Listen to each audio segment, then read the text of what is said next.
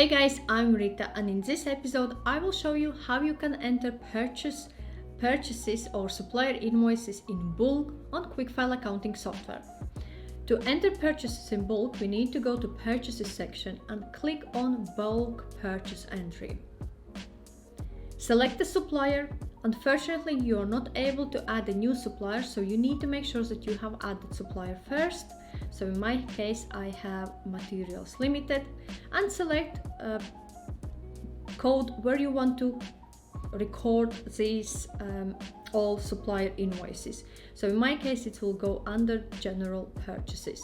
Okay, we can flag invoices as paid or show purchase reference box. So Materials Limited, I have 3 invoices to add, so click on plus and you will get another line. If you want to delete it, click on this X and it will be deleted. So one row equals one purchase invoice or supplier invoice. So select the date.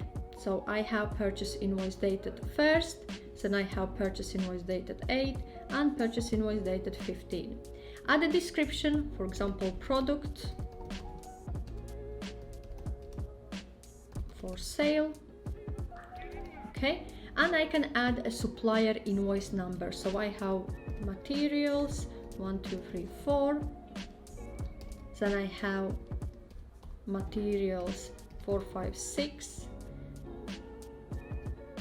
And I have third invoice materials 6401.